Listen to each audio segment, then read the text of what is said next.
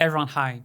This class is on Vertex painting within Blender, and more specifically, how to sketch out an albedo for a face that we may be working on. We're doing a little detour through Vertex painting as we had done a little detour through lighting last class, because these things significantly impact our ability to read whether a likeness is spot on or not.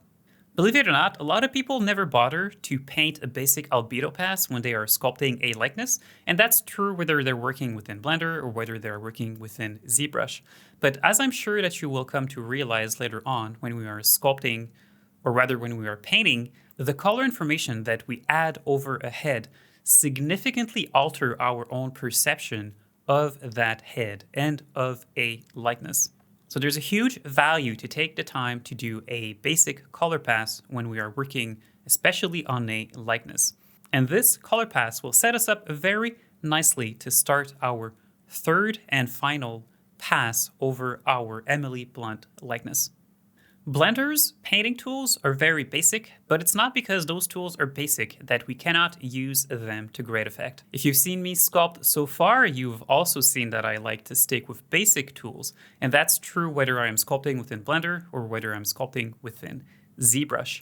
And so basic tools are often all that we need to do a really, really good job. And Blender's tool, basic though they are still advanced enough to allow us to paint a very nice albedo that will really allow us to properly read and appreciate our likeness. In fact, even though within ZBrush that we have access to things like layers that we can use in the context of vertex painting, or in that case, poly painting, truth be told is that layers and poly painting really don't work all that great together, and there are a lot of bugs, which makes it so that often those layers winds up being either discarded or merged together.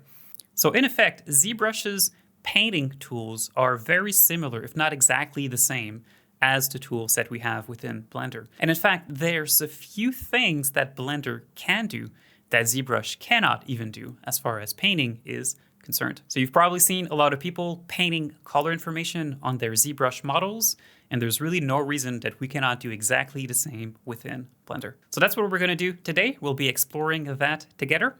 We'll start by simply exploring all of the tools that you need to know to be able to properly paint an albedo for a head within Blender. And after that, we'll go through a little demonstration of how to use those tools in a practical context. We're also going to talk a little bit about skin color theory, but there is already information on that on the website, especially in the texturing section of the classes there, where we really do a very, very deep dive into skin color theory and why it is that skin has the color that it has.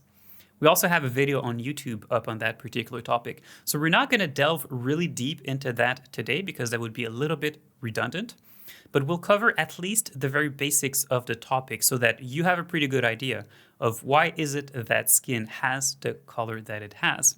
But before we get to that, let's talk about all of the tools that we need to know to successfully paint an albedo over a head within Blender. I also want to mention quickly that it's very important that you are running Blender 3.3 or later before starting this particular class, because the EV improvements when we are in sculpt mode are significant in Blender 3.3. And we will be spending quite a lot of time painting our albedo using Eevee because we simply get a better rendering in that case than what Blender 3.2 had. And also, there have been significant improvements to painting itself in either Blender 3.2 or a previous version of that. But there recently has been an overhaul of the painting tools within Blender. So you definitely need to be updated or beyond Blender 3.3 to be able to follow this class. So there's a lot to go through. Let's get started. So this is where we left it off last class when we had talked about lighting in the context of head creation.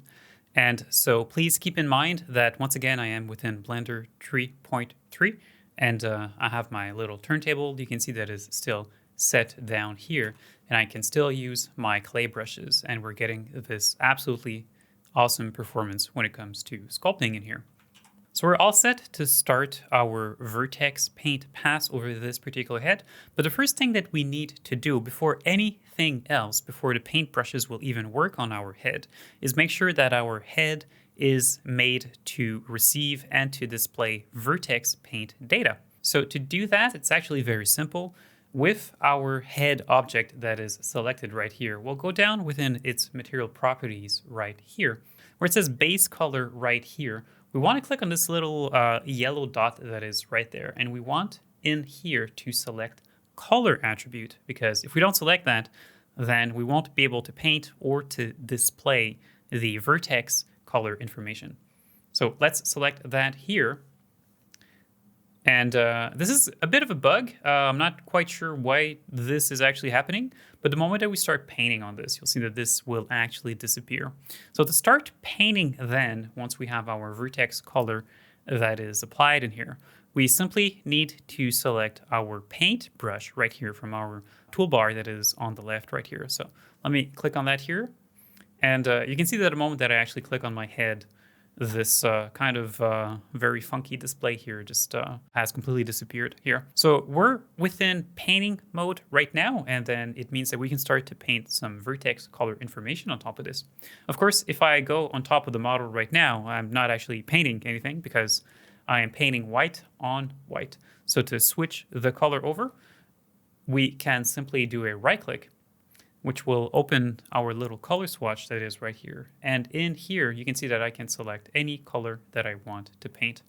So right now we have selected some bluish color, or actually some reddish color. And you can see that when I go over my model, I am painting that color on top of it. Of course, painting responds to pen pressure, just like sculpting does. So if I go over the surface with my brush and I only put a very light amount of pressure, you can see that I'm only building a very, very light amount of information on there. And if I press really hard, then I am building on the surface a lot of color information very quickly. Now, this color is a lot redder, it's a lot more saturated than what I'm actually getting over the surface right now, because by default, the strength of the paintbrush is not set to 100%. So no matter how much pressure you put on, by default, you won't be able to paint a fully opaque brush stroke, just with the default brush values that we have. So let's go ahead here and switch to our brush settings panel that is right here. Let me click on that here. And within our brush settings then, on our paintbrush, you can see that first of all, we have the color swatch that is there once again, so we can actually set this to whatever we want here to paint different colors over the surface. But we can also modify the strength value that is right here, which is set to 0.6 by default. And we can crank that up over to the value of 1, which makes it so that when we will be pressing hard on our brush, of course, provided that we have configured our pen pressure properly there. And we have talked about that in the first or second class that is on the website, by the way. And we also have a YouTube video on that particular topic if you don't know what I'm talking about in this particular case. But since we have spent a lot of time to configure our pen pressure so that it was nicely configured for Blender, it means now that if we put maximum pressure, as you can see, we will be painting a stroke that is fully opaque, but that we can still paint very, I suppose, transparent brush stroke in this particular case by putting only a very soft amount of pressure over our brush there. I do suspect that the strength value of 0.6 may be there for people who simply use the default pen pressure values of Blender, but I just don't find that they're all that satisfactory there. So by really tweaking those particular settings, we can absolutely crank the strength then over to 1, and that is completely fine. So we'll spend some time to talk about the basic paintbrush and the different strokes that we have, and how to get a little bit of texture on our brush stroke as well, and a little bit of scattering too. So we'll talk about all of that. But before we do that, I just want to present the other tools that we have, or the other brushes that we have access to within Blender to do a little bit of painting. We won't really use those tools today, those other tools today, but they could come in handy for you. So I think it's worth to talk a little bit about them so that you know what they are and where they are if you think that they can be useful for you. So right under the paintbrush that we have, then we have the smear brush that is right here. And the smear brush will essentially just do a little bit of this, however you want to call that. It's like, I guess, just mixing together different flavors of ice cream or something there. So that's kind of what the smear brush does. That can be very, very useful. We just won't really use it today, but I can definitely see this being very useful to simply blend colors together or to create some type of stylized effect over a head somewhere. I can definitely see this being useful in certain cases and create a bit of a, I don't know, perhaps a bit of a smoke texture on top of this, or maybe some type of latte art. God, I love lattes. That's a great brush to do that. So any baristas out there, this will definitely be your favorite brush. As we scroll down the list of tools that we have here, we have right under that other tools that are not related to painting, but a little bit further down than that, we eventually come across this particular tool that is right here, which is called the color filter brush. I actually prefer this than the implementation that ZBrush has. ZBrush does have some color filters now, but that was only implemented very recently there. And then again, in true ZBrush fashion, it's done in a way that is very different than anything else that you have seen or other very similar tools you may have seen in other contexts there. And so what are those? Well, they're simply tools to help us change the saturation, change the hue, change other color properties perhaps that we have over our surface there. So by default, you can see here that our filter type here is set to hue. And so if I simply do a click and drag over the surface, you'll see the kind of effect that it does. We are essentially cycling through different hues. You know, this is the equivalent of being within Photoshop and just playing with the hue slider within a hue saturation value layer there. So very, very, very similar, but we can actually switch this over here to something else. If we want to increase or decrease the saturation over the surface, we can do that as well. We have other tools here that you can see. We can only play around with some of the channels here, red, green, blue.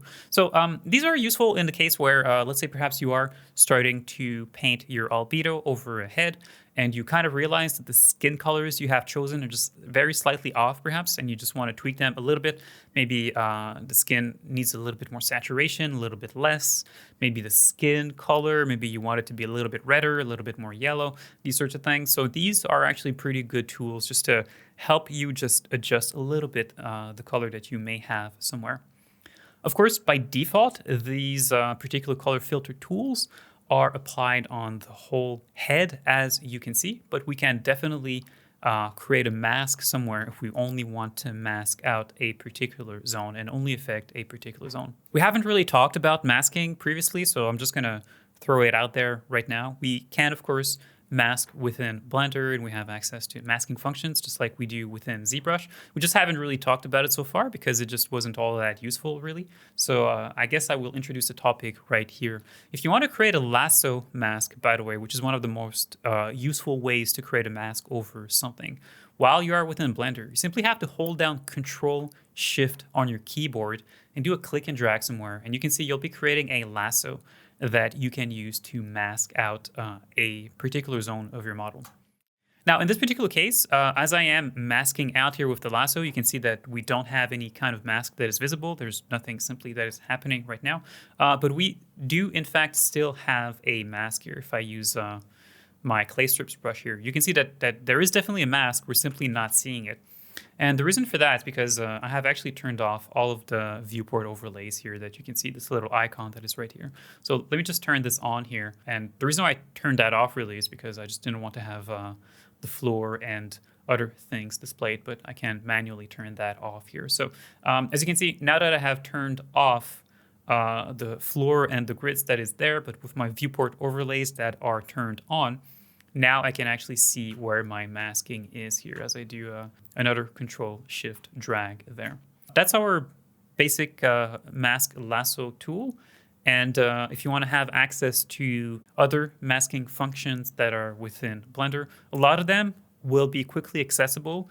If you press A on your keyboard, that's going to bring up a marking menu here. I'm not sure these are actually called marking menus within Blender, but marking menus, you'll be familiar with those if you are coming from Maya, because Maya heavily relies on marking menus.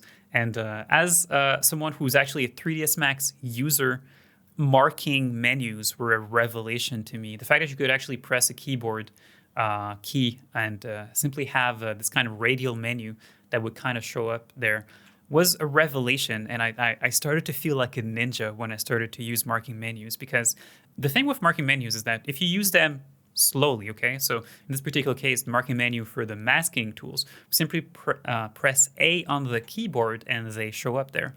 So, and then we can afterward choose one of these functions, right? So these are the masking functions that we have. We can clear the mask if that's what we want to do in this particular case, as you can see. But the thing with marking menus is that they're meant to be used quickly there. So if I create another mask, right, and I want to clear the mask, I don't have to simply press A and then slowly select clear mask. I can actually just do a gesture. Press A and do a gesture towards the right at the same time, just like this. And that will clear my mask in only one action, as you can see. There's something about Blender, though, where the marking menus, they're just not as quick as the ones that we have within Maya. If you look at someone who's very experienced within Maya, or if you look at some of the Maya classes that we already have on the website, such as the retopology one, you'll see that you can actually use marking menus a lot faster there. It's just like you really feel like a ninja when you're just using all those marking menus. It feels really, really great to use. So I'm actually glad to see them within Blender. So yeah, that's essentially masking. You can see we have other functions here for masking.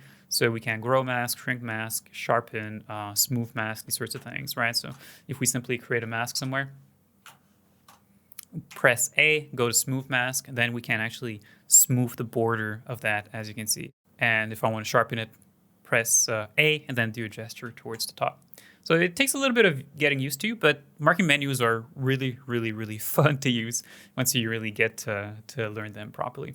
So that's masking, essentially, and how we can use here the mask class. So here's our masking brush. So we can use that here if we want to add to the mask or hold control, and if we want to subtract to the mask while using paint features there. So that's also very, very useful, of course. So of course, when we do have a mask here, and then let me just press A here to bring up the masking marking menu once again. So here we want to invert our mask. And then you can see that if I go back to our color filter right here, you can see that now if I use, let's say we're in saturation mode right now, we can actually increase, decrease the saturation locally. As you can see under the mask, and then let's do a clear mask here to get rid of the mask. So we have increased the saturation within the part that was masked. So that's our color filters. We'll see if we use them today or not. I kind of like to think about these as what you use if you kind of screw up somewhere. If you use the proper skin tones to begin with, you may never have to even touch this. So we'll see what happens there. But if you do need this, you need to change the hue. You need to change the saturation. You know where to find this here. And even better is if you actually pair this with the color mask that is right here. Because of course, as we will be working on an albedo for our face, there may be cases where you find that you only want to address, let's say, the redder parts of a face, but you don't necessarily want to change the more yellow parts of a face, because we'll be having parts, of course, of a face that is a bit more red, you know, if you think of the lips, if you think of something else. So, of course, it can be very useful to only affect when we are using that color filter tool there. It can be very, very useful to only limit the impact of that to only particular skin tones, of course. So that's where the mask by color here becomes very useful. We simply select this particular tool here, or rather this one here, and then we click somewhere. And the impact of that will be that we will create a mask only for that particular color. Once again, afterward, we could blur this. We can obviously combine this by pressing A and then doing a smooth mask afterward to smooth the border of this here. And then let's simply invert the mask, and then we can switch back to our color filter that is right here. And we can, of course, increase, decrease the saturation, play with the hue only in a very localized way. So obviously, all of these things can be combined to great effect. If we go here towards something that is a bit more towards the red there. Now, of course, because of the border here, we're actually getting a bit of a funky kind of effect going on the border there. I don't actually hate it. I love really, I love to do these kind of weird mixes of colors, as my background probably suggests every class here. So I kind of actually like this kind of effect. It kind of looks almost like an oil spill or something. So that could be definitely one of the ways that you could do that, and then combine that afterward with, let's say, our smear brush there. You can probably create some really kind of funky stuff there. Anyway, this isn't really the goal of the class here, but obviously our goal is to see how can we get creative with some of these tools from time to time, right?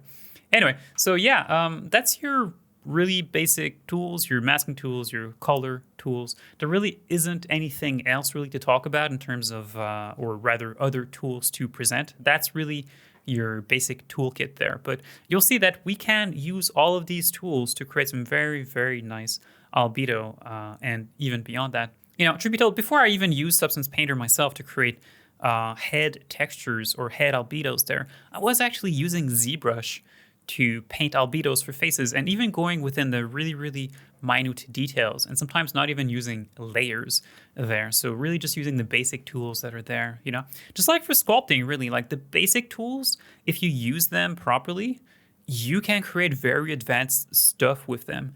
And so even though what we have presented here seems to be a very limited toolbox when it comes to Blender, we still have everything that we need in here to create some very high quality albedos if we wanted to.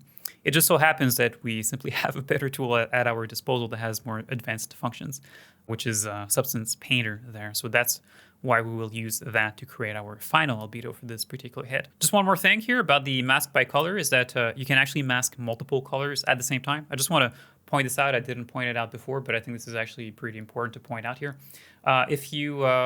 When you have your mask by color tool that is selected here, you can go in here and you can click on Preserve Previous Masks, which will allow you to effectively mask multiple colors at the same time. So you're not limited to only one color or one mask. You can actually combine a few of those together here, as you can see. And you can, of course, play with the threshold here too, so that you are masking a little bit more or a little bit less every time that you click on there. So yeah, just a little thing I wanted to point out here before we move on. I will admit, one thing I haven't actually found out is whether there is a way within Blender to do a flood fill over the Vertex paint. There's ways to do flood fill of color information if you're painting a texture directly through the texture paint tab that is right here. But when you're in sculpt mode here and you are simply doing painting here, I haven't actually found a way to do flood fill. So if one of you knows how to flood fill a color over an object there, do let me know within the comments. I would love to actually know that. It seems like a very basic thing, but I just wasn't really able to find where that is there. So, but from what I've seen, or from all the tools I have seen so far, there's no way to do any type of flood fill of color information over a surface. It's not that big of a problem. So in this case here, I definitely want to go back here to a white color in our case here. That's not really a problem because we can obviously just select white here, use a really big paintbrush, and then just go ahead and just manually essentially paint over the surface until everything else has kind of disappeared there. But it still kind of feels like something, of course, that could be a little bit better there. If that tool isn't there, that could definitely be something to add to future Blender versions, or maybe it's there and I'm just an ignorant Blender noob, which is also very, very, very possible. We will definitely be spending most of our time with the basic paintbrush. As I have alluded to before, we really won't be using the smear brush all that much. And we may not even use the color filters if we do everything properly from the get-go there. So we will really be spending all of our time here with the paintbrush. So it's worth to talk about how to customize our stroke first and the kind of effect that we can put on top of there before we do start to do any kind of painting ourselves. My brush color right now is white, or is titanium white, as a certain famous painter would actually say. And you can see here that we have two color swatches here. So we have my white color here and I have black here. So these are the default colors that are there. There is this little button that we can click to switch in between those two colors. And you can use whichever software you want, or rather any shortcut that you want for that. I admit that I'm not actually sure if there is a default shortcut, but we can definitely apply a shortcut to this here. So if you are within Photoshop, the shortcut to swap your color is X. And so I really, really like that particular shortcut there. If you're within Painter, it's the same thing. Substance Painter, it's the same thing. So I like X personally. There is already something on X within Blender. If I press X here, you can see that there is something here. It actually selects, believe it or not, the draw brush here, which I personally keep on the shortcut 1 here. So I really don't have any use for X right now. So I will definitely apply X here as the shortcut that will swap my two colors right here. So let's go ahead and do that. Assign shortcut, press X. Let's go here within our preferences. Let's go within our key mapping here, key binding. Let's press X. And then let's scroll down here to sculpt. And let's simply get rid here of brush select. So let's just get rid of that here. So now when I have my paintbrush selected and I press X, I can swap my color over. This is very, very useful, and we will definitely make heavy use of this later on there. So of course here I can press X, switch over to my black color, as you can see.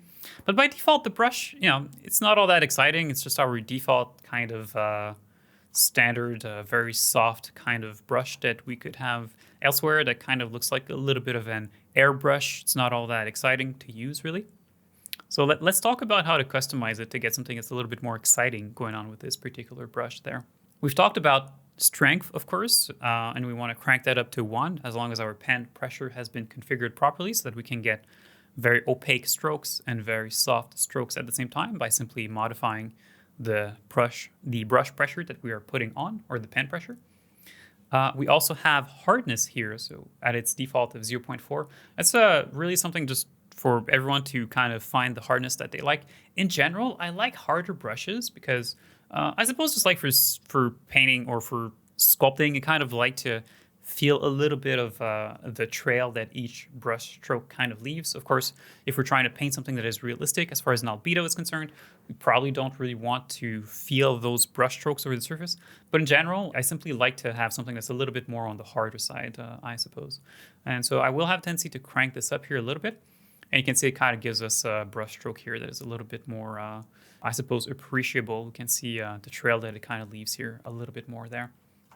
Of course, we also have to deal with spacing here, just like we were playing around with our clay strips brush. You can see that the spacing value that is there by default makes it so that we can see every little sample that our brush is putting onto the surface there. So let's go down to stroke here, and where it says our stroke method that is set to space, let's switch this over to 2% perhaps. Should be pretty good. And it should give us, as you can see, this very nice, very consistent, very smooth brush stroke. Also, sooner or later, I'll probably want to reduce a little bit of the specularity of the skin, or at least to make it a little bit rougher. Because, of course, with the speck that is added on top, it actually makes it a little bit hard to actually see some of the colors in different places. We'll definitely talk about color very, very quickly here. We'll talk about it a little bit later and how to actually get a proper rendering here where we can actually greatly appreciate the albedo that we are creating.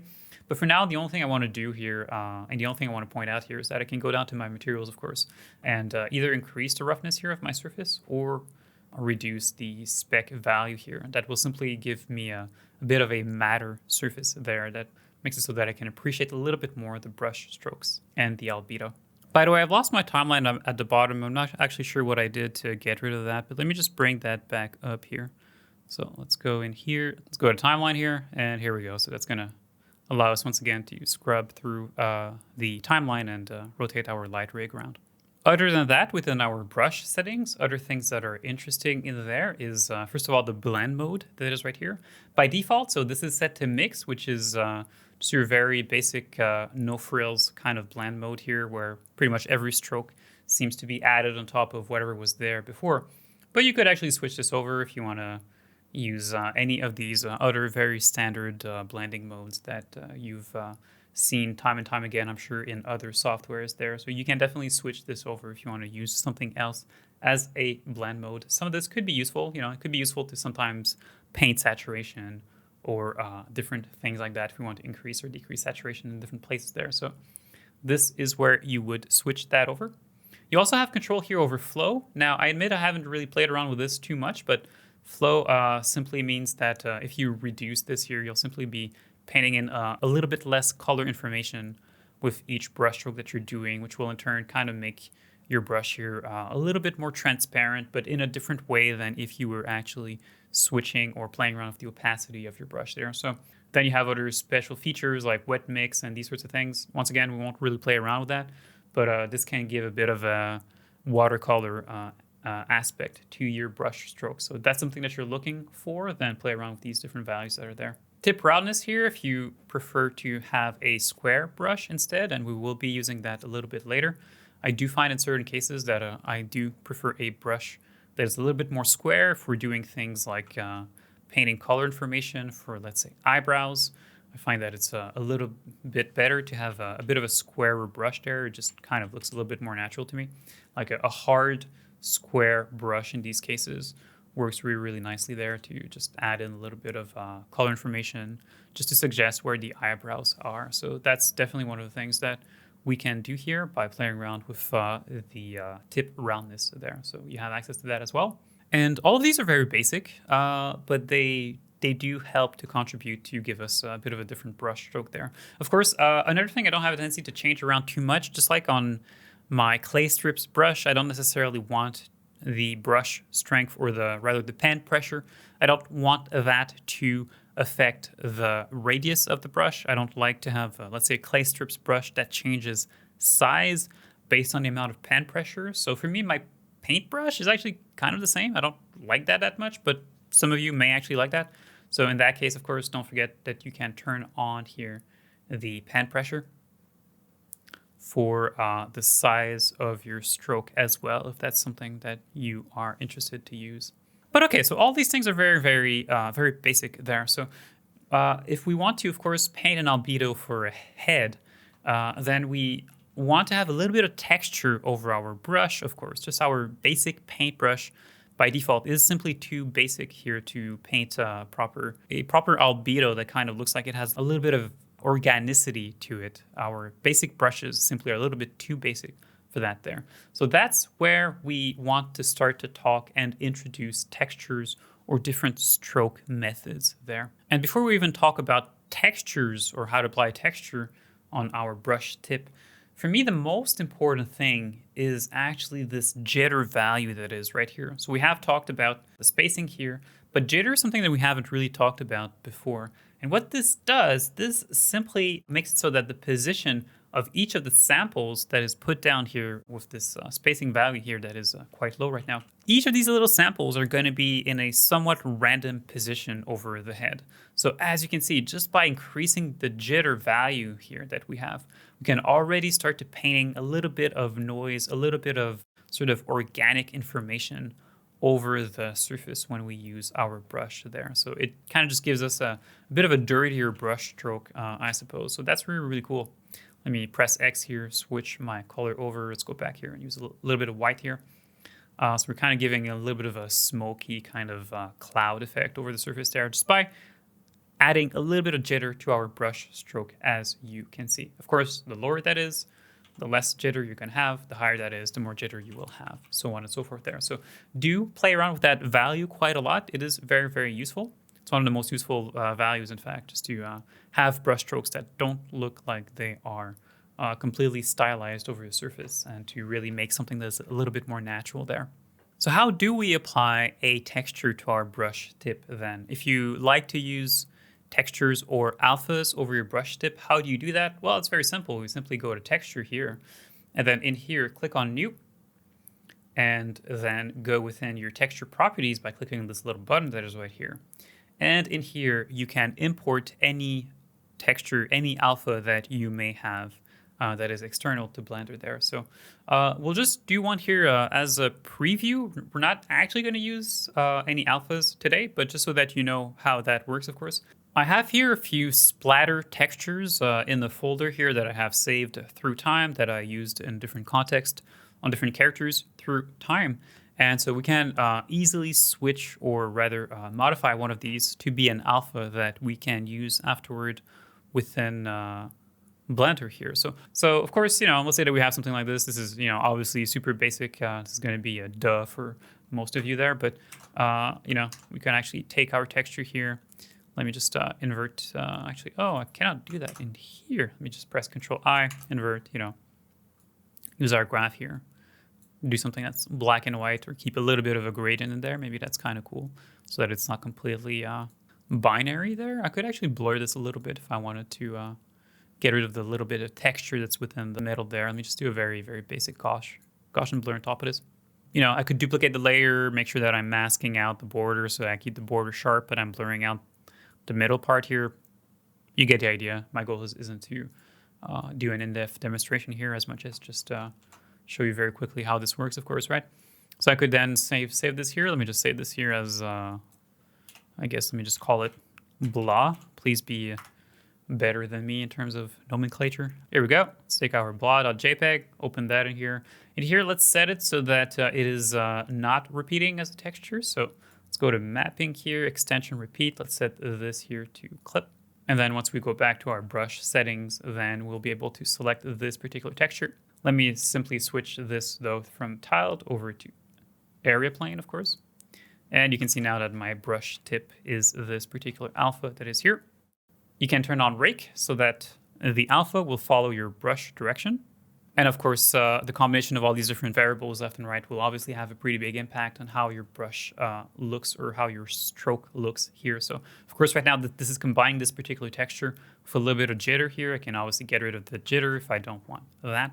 One great tip that some of you have actually given me here, because we have talked about within one of the previous classes about the fact that some of these different stroke methods were extremely slow. Obviously, it's a bug within Blender. It's not supposed to be like that, but that's how it is right now. And so if you remember, at some point we were using drag dot here to go and apply a brush alpha to stamp our brush, I suppose, within one of the previous classes there. And we were getting some really, really bad performance within Blender, if you remember that part there. So, and you can see this is actually still kind of the case here. If I use a drag dot here to just place one sample of our splatter texture here, it still slows down significantly there. Okay, very, very significantly there.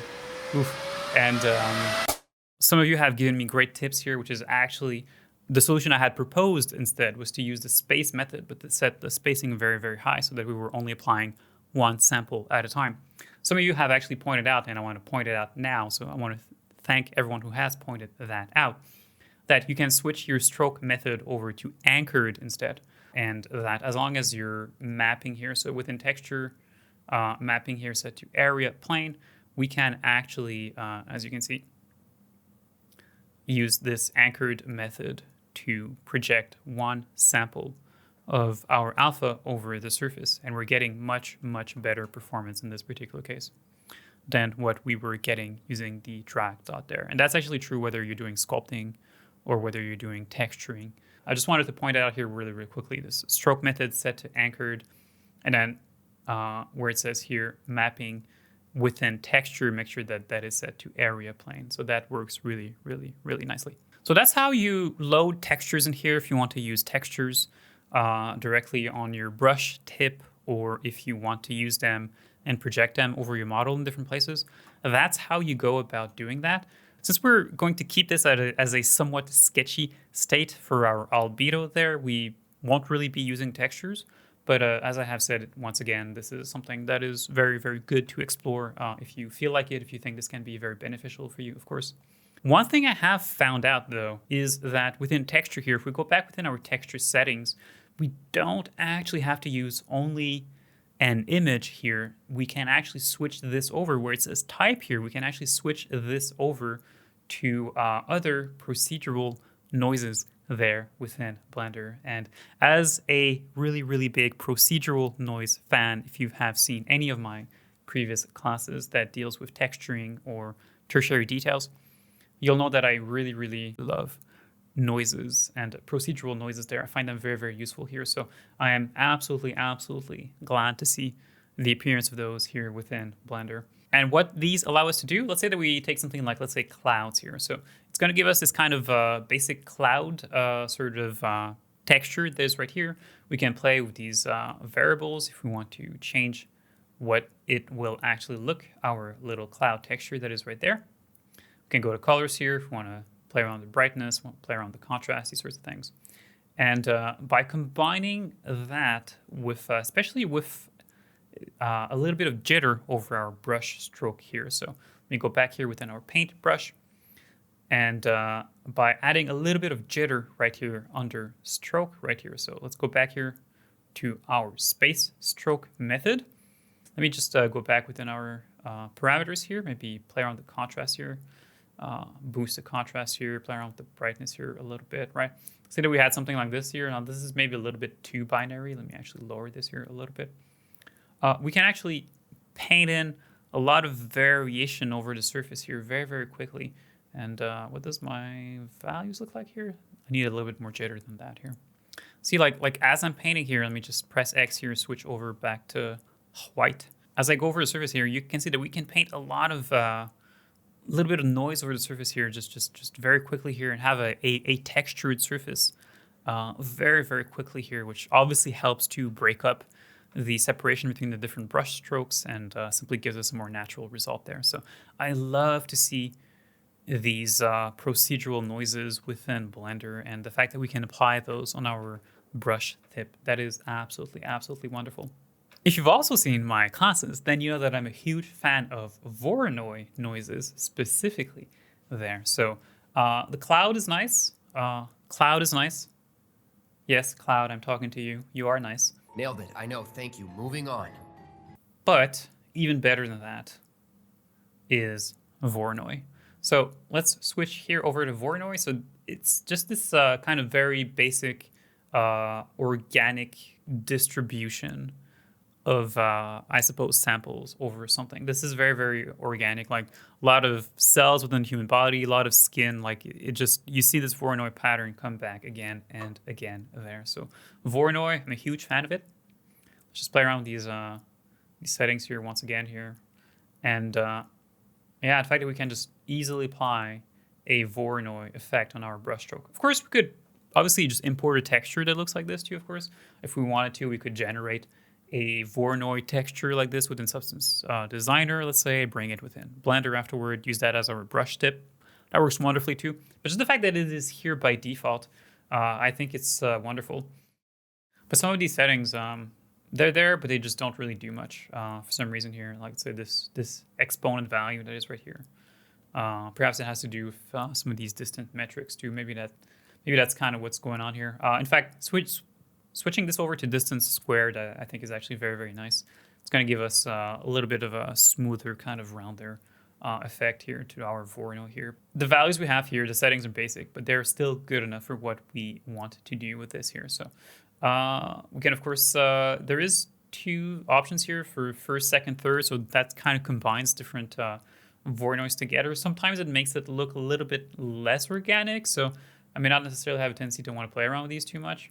But once again, just the fact that we have a bit of a Voronoi here distribution that we can have over our brush, I just find that to be absolutely wonderful here. So let me see if I can increase here the range a little bit.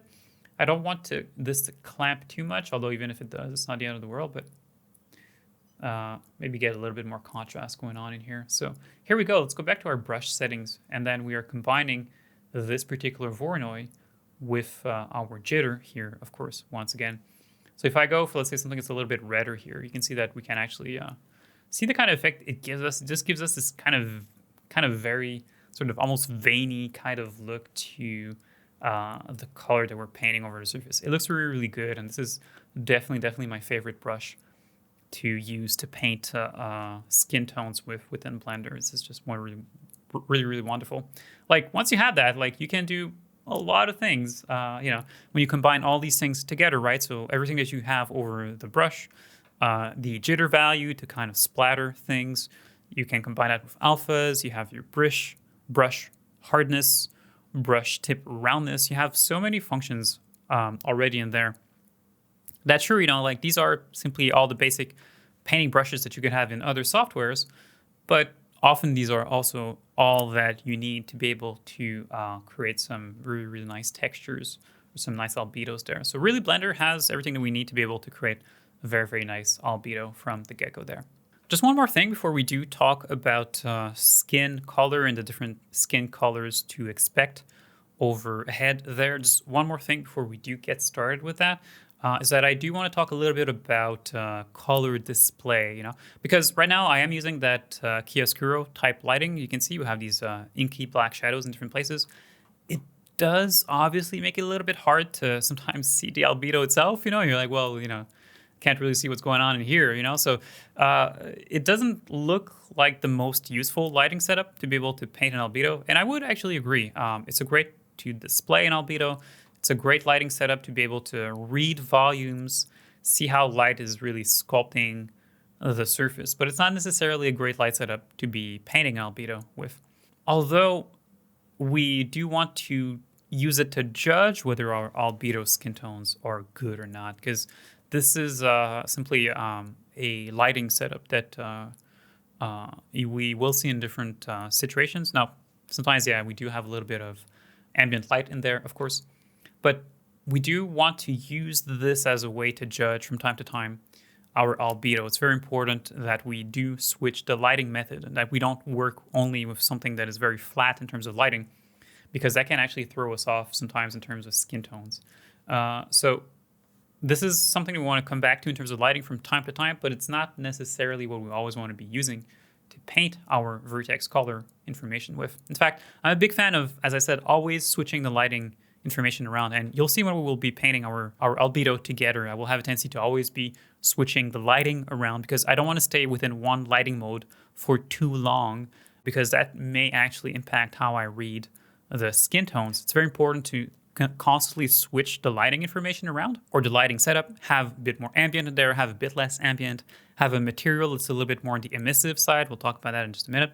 So we do want to, from time to time, actually switch that over on a regular basis, because it's important that we wind up having an albedo that looks good across different lighting setups. We do not want to calibrate our albedo for only one lighting setup, because then the moment that we switch those lights around, it's very likely that our albedo will be thrown completely off there. So we want to be constantly switching the lighting around, add ambient, subtract ambient, these sorts of things.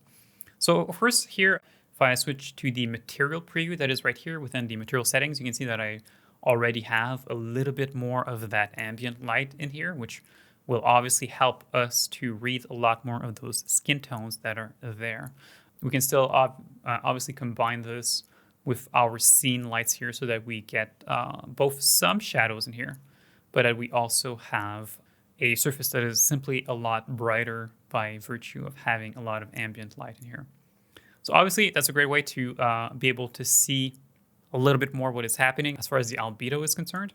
If you are using the scene world little checkbox that is right here to see your chiaroscuro light, just turn that off so that you have access here to this strength value that you can increase and decrease to have more ambient light in there.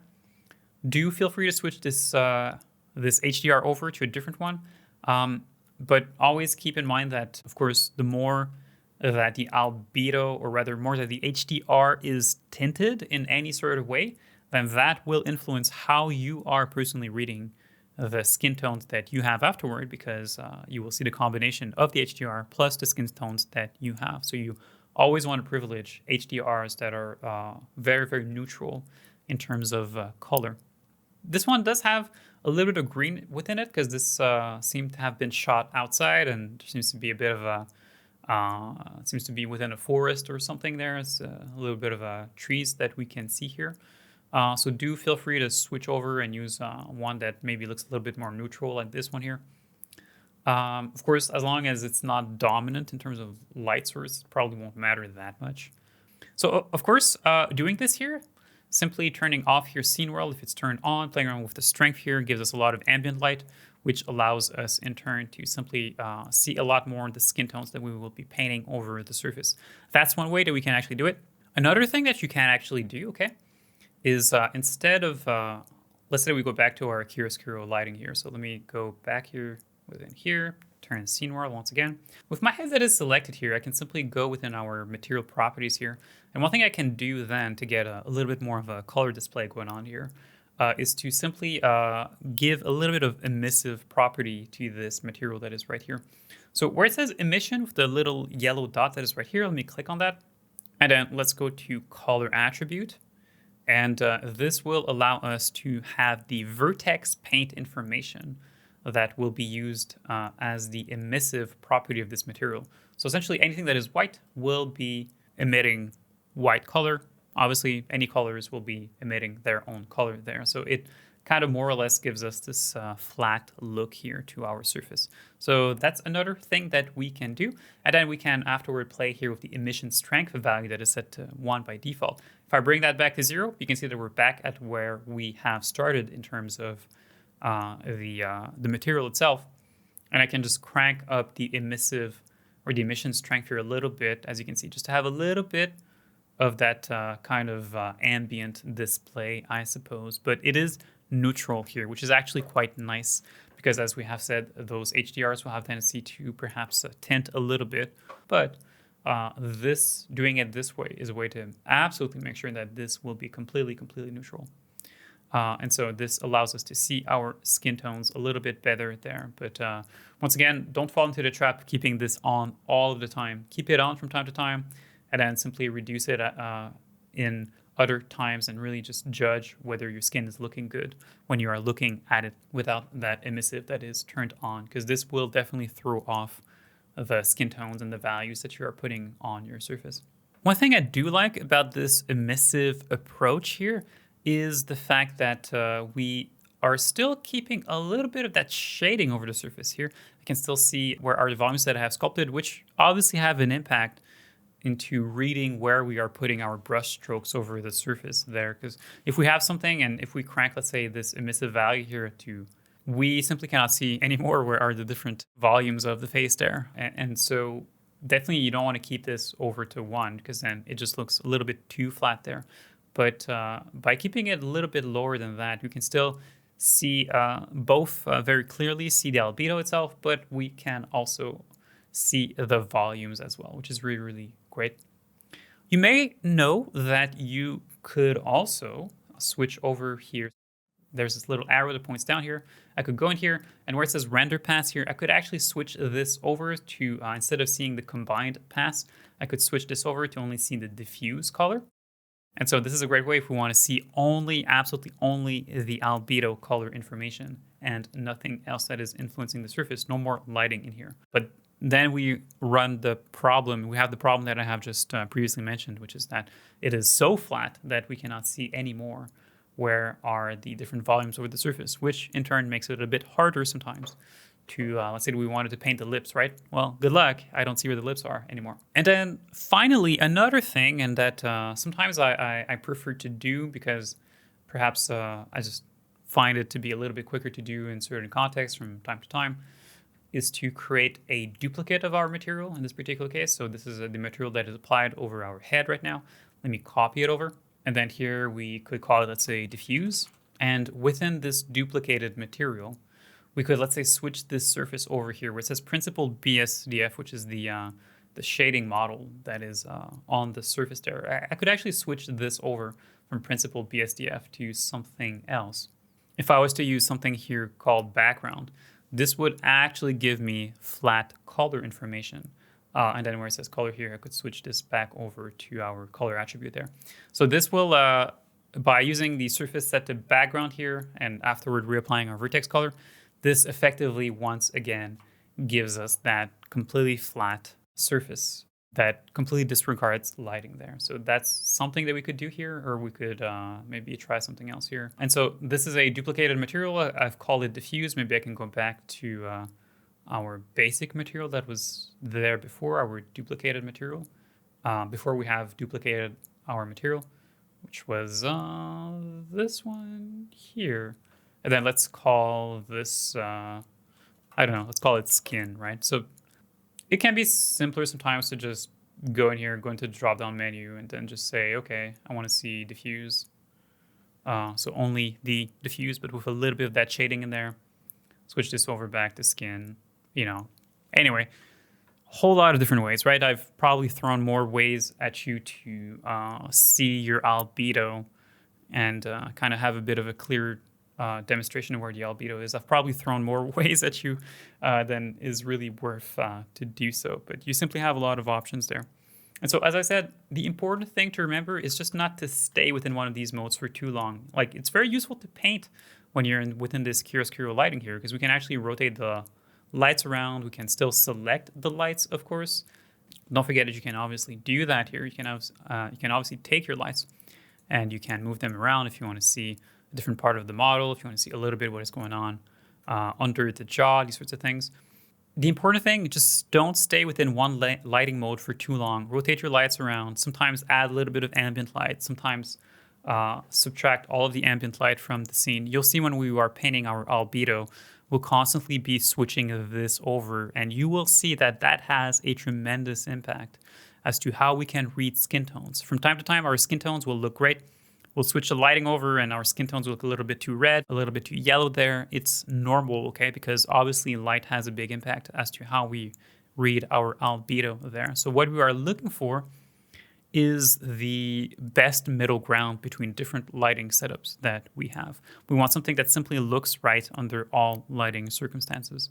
Skin color then. Now this kind of becomes interesting and perhaps even a little bit controversial depending on the kind of information that you may have stumbled upon previously there. So skin color is very interesting because if you come from a traditional art background, you will probably have a tendency to think of and approach skin color in a very different way because of the way that perhaps paints mix together there. And sometimes that information can seep into the way that we do CG art in a way that I think is actually kind of a little bit problematic.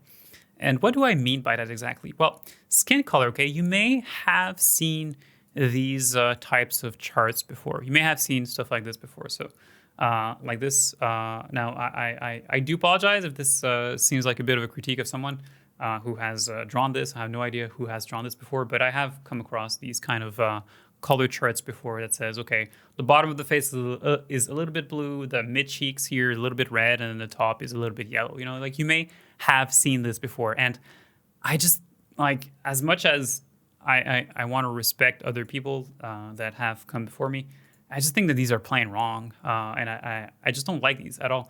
Of course, there is some basis of truth in the fact that, you know, let's say for males, okay, like when you have things like skin follicles or hair follicles, and when you have hair follicles, there's also a lot of capillaries, very, very fine kind of veins under the surface of the skin there. There's which means that there's a lot of blood, and so all these different structures do seem to absorb light, which makes it so that for some people, sure, like if you look at certain people that have beards, sometimes you will see a little bit of that kind of 5 o'clock shadow there, and skin does look a little bit more cool there. Okay, so there is a certain basis in real life, but these things are so simplified in the way that they are displayed here that I just think that they just become plain wrong, and people simply get the wrong impression of these things. Skin doesn't really turn blue. It does turn kind of grayish, and it turns blue if you compare it with, let's say, more yellow skin. But the problem that I have with these kind of charts, okay, the problem that I have with these is that people look at this and then they think of, okay, so I need to paint some blue over the bottom third of a face, and then they go and it takes some blue color and they start painting that, and then it just starts to look just plain wrong. You know, like when you look at a model afterward, at a CG model afterward, you're like, well, why is that blue? Why does he look like a bit of a clown, you know? Personally speaking, every time that I try to take a little bit of color over my brush stroke when I'm painting an albedo for a head, if I use a little bit of blue or a little bit of green at that zone, it just often just comes out plain wrong. And I'm actually better served with something that is just either extremely desaturated or somewhere that's just more of a gray tone.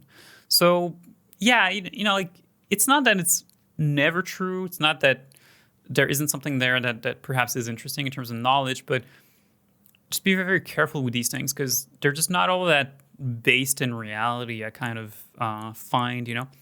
And perhaps they can be true in the context of more traditional arts, because if you want to have, let's say, a gray result in the end and you're mixing paints, and you start with something that is a little bit yellow, makes sense to add in a little bit of blue paint in there, so that you wind up having a little bit of a gray result in the end. But the result for me is always gray, you know, like it's never kind of blue, you know. So just keep that in mind, you know, like if you start to have blue tones like we were seeing here, it's just going to look completely wrong.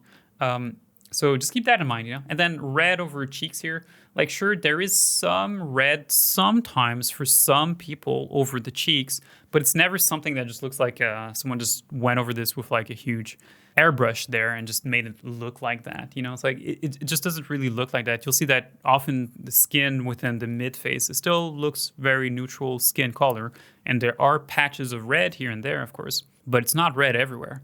Forehead isn't really yellow, it's just once again, it's skin colored, and it is the color of the skin that you will have elsewhere. And if there's a little bit of blood within there, then it's going to turn red the way that you'll have red cheeks or a red nose, So, yeah, I find that these are very misleading.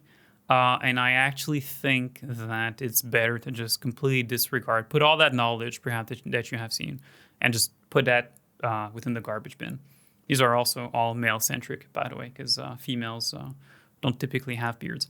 And then, of course, if you start to talk about people of different ethnicities, you'll also have people who simply do not match this at all in terms of skin tone. So once again, this is overly generalized, overly simplified, and I think that it tends to mislead people more than guide them in the right direction. So just discard all of that, okay? Your best references are the references that you actually have. So that means if you are creating a likeness, you already have a bank of images. Just look at what the skin tones look like in there, right?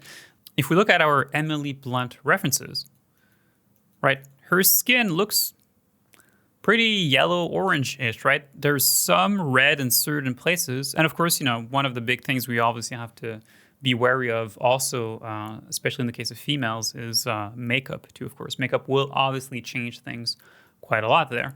But makeup or not, we have very similar skin tones everywhere. We have this kind of very yellow-ish kind of color. And, we can see it's a little bit more red on the forehead, it's a little bit more red on the cheeks. Some parts of the nose are a little bit more red. The rest is the same kind of skin, yellow skin that we have. And so, like, truth be told, makeup or not, we don't have that many skin tones, really. Like, we can even actually boil this down to perhaps 2 colors, maybe 3 or 4, but 2 main colors that simply seem to be applied in different intensities everywhere. First, we have the yellow, or rather, we have the red here of the lips. So when we have skin that is where we don't have a lot of melanin that is visible or none at all, as in the case of lips, then what we see is a lot of that blood under the skin. That is really what is visible, what really brings a lot of color there, right? So blood is one of the 2 pigments, if you will, that really adds color to the skin. And the other one is what I have said. So it is melanin. Now, there are more subtleties to that. There are different types of melanin, and they are in different amounts, and different people, of course.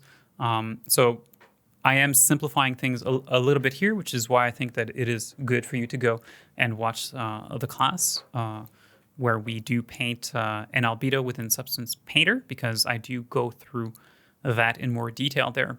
So we can really boil this down to either yellow or either red, really, and even then this kind of yellow is more of the orange side here. And everywhere where we have a little bit of sort of in between there, we can simply say that, well, there's simply a different mix of yellow and red in there. So that becomes very important to us, because you'll see that our color palette is actually very, very limited when it comes to painting our albedo.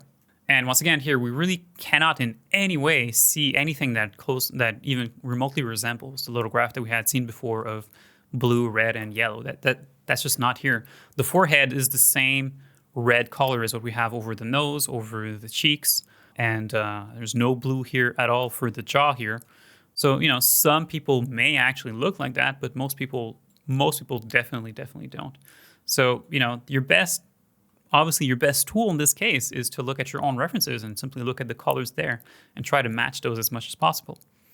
Now, the other thing, though, that is worth to talk about, perhaps that third color, is absorption. So, as I have alluded to before, there are places under the skin, certain blood vessels, perhaps certain hair follicles too. It's not quite clear whether hair follicles contribute to that or if it's only the little capillaries around those blood vessels. But the hair follicles, especially for a face that is, or rather for someone who has very dark hair, will obviously have a bit of an impact there. But in those cases, when there is a lot of hair, yeah, you will see places where the skin does seem to become a little bit more gray, but it never becomes blue. It just seems to simply become desaturated there. So there's just a lot of that color information of the skin, just the way that the light reacts, goes within the skin, comes back out. A lot of that saturation of the skin seems to be absorbed in different places there. So you wind up having simply skin that looks a little bit grayer in different places there. So that is one thing to keep in mind. In the case of females, That just doesn't matter that much, but in the case of males, that will matter a little bit there for you. And then there are places where there are a few little subtleties, okay? Like let's say around the eyes here. So some people have a tendency sometimes to paint a little bit of purple around the eyes, okay? That can happen because the thing about the skin around the eyes is that it is very, very, very thin. In fact, it is the thinnest skin that we have. And it makes sense, because of course, that is the skin that is directly over the eyelids, and we want those to be extremely, extremely thin, of course, right? So it makes sense for that to be the thinnest skin that we have over the whole human body there. It means that you will very likely see more of the underlying structures. So you will see a little bit more, perhaps a little bit more absorption. You will see a little bit more red as well. So these can create tones that may look a little bit purple in certain people. And you can kind of see here, there's just a little bit of it there, but it still isn't clear for me that we cannot read or reach this kind of color by mixing in a little bit of red that we may have over the lips or elsewhere there. So you'll see later what I'm talking about there. You can see in this one here too, a little bit. There does seem to be not only red, but perhaps even just very, very slightly, just like 1% or like 2% towards the purples there, perhaps, but really, really not a lot there. So yeah, that is, of course, something that we want to keep in mind. But that can be something that is very, very subtle. There are people, though, whose under eyes actually look very different because some people simply have skin that seems to become a little bit more hyperpigmented under the eyes there. So some people of different ethnicities have that a little bit more as well. It's usually something that's simply very natural. There's really nothing wrong with someone who has that. It's just the way that their skin looks. And so you may see a little bit more kind of brown circles under the eyes there a little bit. And that's just by virtue of their skin producing a little bit more melanin in that particular zone. So I've mentioned a few skin tones, and we've talked a little bit about yellow so far. We've talked a little bit about red. We've talked a little bit about purple around the eyes, but just a little bit there. But just to come back on that topic of melanin here. Now, because Emily Blunt is young enough, we don't actually have any age spots on her face there. But if you do look at someone who has perhaps age spots or has different concentrations of melanin in different places, you may see skin look a little bit more brown in different places. But that's actually just the same pigment that you naturally have within skin, which is the melanin pigment. It just becomes a little bit more stronger in different places, a little bit more saturated, perhaps. So in certain cases, it may make sense to take a little bit of brown and then paint different zones over the face, which is what we had been talking about for the under eye there. But more or less, these are the skin tones, one that I have just mentioned here. Now, I do have visual for you to help sink that in here a little bit. And in fact, before I do show you the exact visual that we will be using in our case to really sample exact skin colors to paint with, one thing I do want to point out that is another great reference for you to consult if you really want to see what skin tones actually look like in real life over someone's face is Texturing XYZ. The reason why I point you to Texturing XYZ is because they have these absolutely beautiful textures that obviously they are trying to sell to you. You don't have to buy them to appreciate them and to really get a lot out of them here. So let's go to Texturing XYZ here, and you'll see that if we go down to where it says here 2D assets, let's go to multi-channel faces right here. We have all of these skin textures, all these albedos that are there. If you actually take a look at those, so let's say that I click here, I've just clicked on the random one here. Okay, so if we go through here, and this is like a little bit of a slider there, and I believe it's usually the last one here, or maybe the second to last one, right here, right? We just do a print screen of this so that it doesn't switch to the next image here, and then let's open this afterward. These are absolutely wonderful references, and to consult and to study to see where are the different skin colors appearing. And once again, you'll see that different people have very different skin colors in different zones of their face there. So let's just open like a few of these here. I'm just opening a few random ones here. I just want to see and compare a few of these. In fact, let's just bring these within Photoshop. Let's take a look at those skin tones, right? So once again, I know I'm kind of hammering this home, but it's just something that I've heard quite a few times people talk about, that kind of blue, red, yellow, and once again, like we look at these references, like these just hold no bearing in real life, really, right? Like we just don't see any of that here in any sort of way. Like most of these is more or less the same shade of yellow And then we have a little bit of variation towards the reds in different places there, right?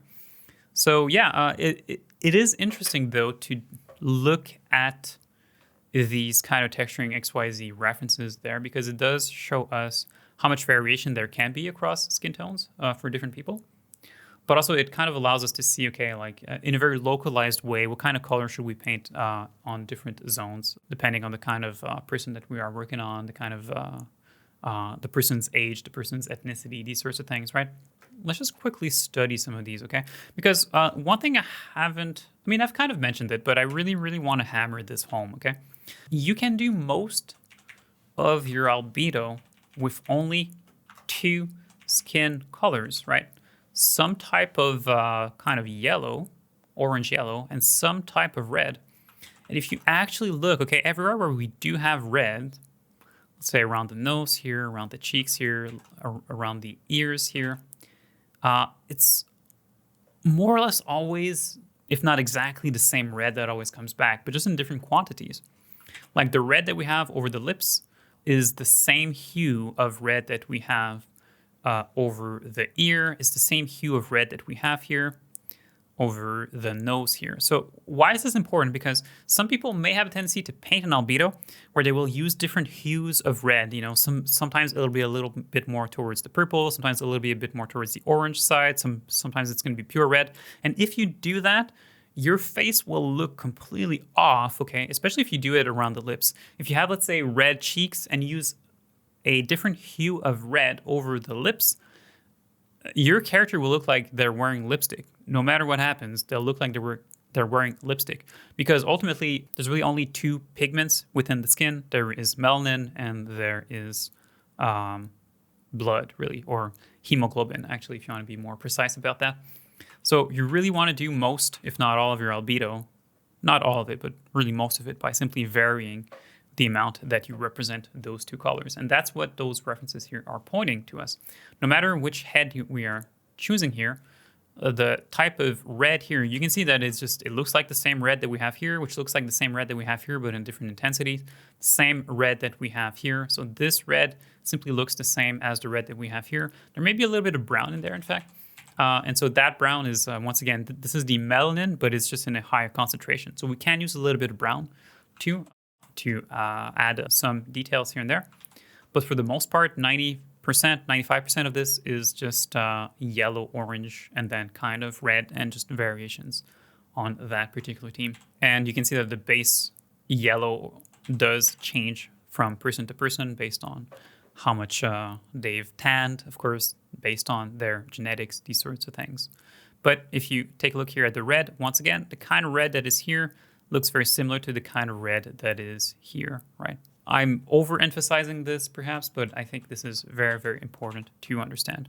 And we can see here a little bit of that absorption, right? In fact, if we kind of look here around the eyebrows, in fact, you can see here that the skin just seems to become slightly desaturated here, just ever so slightly towards the grays under the hair follicles, not the hair follicles directly, they're very, very black, but just under the hair follicles, it seems to just become a little bit more gray here. In fact, here we also have this here. It's very, very subtle, right? But you can actually see that it becomes a little bit more gray under. So yeah, there's different reasons for that. First, obviously that skin part of the face wouldn't be getting as much sunlight, of course, because some of that would be absorbed by the hair follicles themselves. But on top of this, then you have that absorption that we have been talking about that happens under the skin. So that will also contribute to making these zones look a little bit more grayish. But then again, not everyone kind of looks like that. This man does have a little bit of that too happening in very localized zones around the jaw as well. So then you may have the question, okay, so do we have an even better reference than this than we can use to select perhaps our skin tones then? You know, because we don't necessarily want to just sample directly the colors here because I'm not sure how accurate these are because of the kind of little effect that they're adding on top of their textures, you know, which they definitely should be modifying these skin tones a little bit there. You know, I wouldn't necessarily trust these as is, you know, just to sample a color here and then just say, okay, that's the color of, you know, like skin that is sort of infused with blood there. I'm not sure I would necessarily trust these tones to this degree there. But there is a reference that we can point to that is an absolutely wonderful reference. And once again, this is something that I talk about within that class on skin tones and skin painting within Substance Painter. So there is this book here that you can find on the web here by simply Googling A Practical Appearance Model for Dynamic Facial Color by Jorge Jimenez. The whole paper itself is extremely interesting, and if this is something that you are interested in, I do highly recommend that you take the time to read this properly. But what I want to point out as you scroll down through this paper is that you eventually get to this particular chart that is here that gives us this very nice graph of the skin color based upon the amount of hemoglobin within the skin and the amount of melanin. So it's kind of a lookup table where, depending on if you have more melanin somewhere, so someone who, perhaps someone who is of a darker skin tone, will simply have more melanin naturally within their skin. And so this is the albedo color to expect based upon the individual mix of colors there, or the individual mix of those two pigments, so hemoglobin and melanin, the kind of colors that you can expect.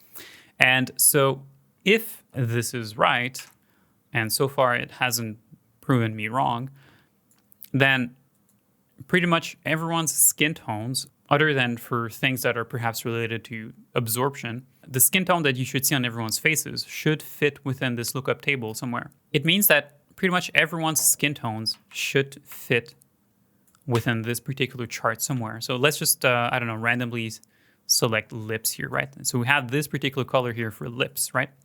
Or for this guy's lips here. And so this is the color that we have. Let me just press X here, switch the color, and can we find that color over this chart? And yes, we can, somewhere about here, right? Very high hemoglobin, very low melanin. There you go. We have that particular color that is here. What about this skin tone here, this random skin tone? So it looks like this here. Let me switch the color over. And then let's say, okay, so somewhere here, this doesn't look like there's a lot of melanin in there. Or rather, this doesn't look like there's a lot of hemoglobin in there, and there isn't that much melanin either, because she is of a somewhat light complexion here. So it should be somewhere about here in terms of color, right? Ooh, no, that's way too bright. Let's actually lower this here, and you can see I can definitely find that color somewhere. There you go. So yeah, this actually kind of gives us a pretty good idea, in fact, of where we are here in terms of our colors, right? And so what is a natural kind of skin color to expect? She has a lighter skin tone. Let's just bring this down here and see where we end up here. So what is the lightest here that we can find? Somewhere about here or so, right? So in fact, this is actually very similar to the color that we had up here, but perhaps it is slightly brighter, right? We can definitely find that color swatch as well. So yeah, this lookup table that is here more or less is the only thing that you need really to create and to sample highly realistic skin tones for a particular character. So that's what we're going to be using in our particular case. And so let's talk about how to go about bringing those within Blender, because I wish it was as simple as going within Blender, taking a little eyedropper somewhere and then just picking the color from this document directly. Unfortunately, it's not possible to do that. I've tried, but I couldn't find a way to color pick outside of the application of Blender. Some software do allow you to do that. Fortunately, Blender does not. So we cannot do that. So we have to bring this within Blender directly then and then sample from that. It's not all that complicated. So let me just show you how we can do that, and that will set us up to start our albedo afterward. Okay, so let me save this in here. Then let's go within Blender. And here's what we're going to do, okay? We're going to add a rectangle to this particular scene. So while I'm in object mode here, let me simply go to add, let me go to mesh, let me add a plane to this particular scene. Let's scale this down, okay? Let's rotate this, just like that. Let me put it next to my face, right here. And what we're going to do, we're going to apply a material to this. Let's create new material on this. Let's switch over the surface mode from principled BSDF over to background. And there where it says color, then we can select a image texture, select our lookup table, and there we have it within Blender. So the fact that this is applied now as a background means that its color will always be the same. It won't vary based upon the lighting that is within the scene, which is very important because we want to make sure that we are sampling the color as is and not sampling the color that has been modified by lighting information somehow.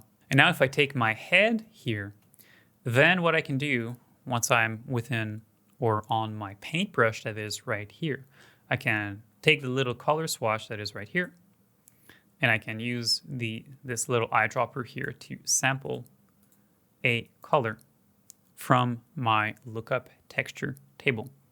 Now, unfortunately, I haven't found a shortcut that you can press to simply use your keyboard and just sample the color that is right under your cursor. That works if you are sampling color, as you can see, when you are in Vertex color, that actually works. So I can actually sample the color that I have put over my model somewhere by pressing S on the keyboard while my cursor is hovering over my model somewhere. So I can sample gray here, I can sample red here, I can sample black here. That works. Press S to sample under your cursor. But that doesn't seem to work if something is applied as a texture, as you can see. As I'm pressing S here, it doesn't seem to sort of update there. So that kind of sucks. But you can press on the color swatch itself, press on the little eyedropper that is right here, and then you can sample the color here. So obviously, once again, you want to compare this with your references. You want to find skin tones in here that very closely match what your references seem to have. And we'll modify these as time goes on. These you don't need to be too precise on these, but you probably want to start for, let's say, someone who is Caucasian. You probably want to start somewhere at about, if we look at the gradations that are here, right? And we can obviously compare with the colors that we had seen on these particular images that are right here. We probably want to start somewhere around 2 gradations here, starting from the left on the horizontal axis, and then about 1 gradation here, starting from the top down. That's about the skin that we can expect to have for somewhere that doesn't have a lot of hemoglobin. So the kind of our standard yellow skin there, if you will, right? So we kind of want to sample that here.